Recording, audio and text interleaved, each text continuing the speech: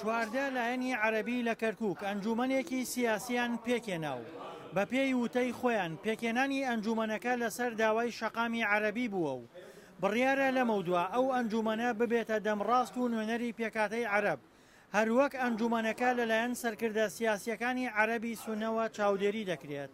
المجلس العربي في كركوك تأسس منذ فترة قصيرة. ئەنجومەنی عەرەبی لە کەرکووک ماوەیەکی کەمە دامەزراوە. ئەم ئەنجومەنە دروست بووە بۆ وەڵامدانەوەی داواکاریەکانی شەقام، هەروەها بۆ وەڵامدانەوەی دەرهاوێشتەکانی داگیرکاری داعش لە ناوچە عەرەبیەکان و ئەو کێشانەی پەیوەست بە ئاوارەکانن کە بوونیان هەیە. دروستکردنی ئەنجومەنی سیاسی یان ئەنجومەنی عەرەبی لە کەرکووک لە قۆناغی ئێستادا لە قۆناغی داڕشتن و گەشەکردن و دروستکردندایە.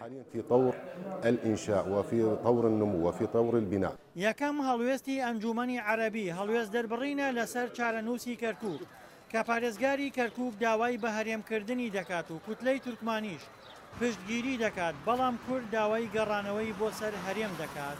احنا في المرحلة الحالية لە ئێستادا ئێمە وەکو پێکاتی عەرەب هەندێک ئەساسیاتمان هەیە ئەویش ڕزگارکردنی ناوچە عەرەبیەکان و گەڕانەوەی ئاوارەکانە. من پێم وایە هەر مەسەلەیەکی پەیوەست بە کەرکووک بخرێتە دوای ڕزگارکردنی ناوچەکان و وە کۆتایی هاتنی کێشی ئەمنی کەرکووک بۆ ئەوەی دەرگای گفتوگۆ لەگەڵ هەموو لایەنەکاندا بکرێتەوە. ئێمە لەگەڵ هەر گفتوگۆیەک داین و هەر خاڵێکی هاوبەش داین کە لایەنەکان کۆبکاتەوە لەسەر دۆخی کەرکووک. وأي نقطة مشتركة تجمع كل الأطراف على وضع كركوك. عەرەبی سونە لە کۆی 41 کورسی ئەنجومەنی پارێزگا تەنها 6 کورسیان هەیە. ئەمەش پەیوەندی بە دۆخی کاتی ئەنجامدانی هەڵبژاردننی پارێزگاکانەوە هەیە کە بەشێک لە عەرەبەکان بەشداری پرۆسەکەیان نەکرد. بعد تحرير العراق يجب أن تكون هناك حوارات. دوای ڕزگارکردنی عێراق پێویستە گفتوگۆ بکرێت بۆ ئەوەی ڕێککەوین لەسەر کەرکووک و ئایندەی کەرکووک لە نێوان پێکاتەکانی کەرکووکدا.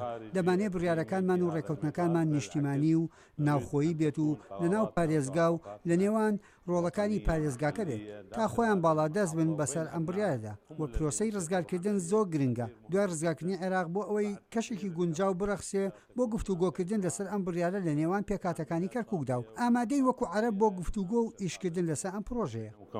مستعدين نحن العرب للحوار وللعمل على هذا المشروع. پێکێنانی ئەنجومەنی سیاسی عەرەبی لە کاتێکدایە لە ماوەی چەند ساڵی ڕابردوودا عەرەبی سونە لە کەرکووک پەرتەوازە بوون و خاوەنی گوتاری سیاسی یەکگرتوو نەبوون. دڵشاد ئەنوەر، دەنگی ئەمریکا، پارێزگای کەرکووک.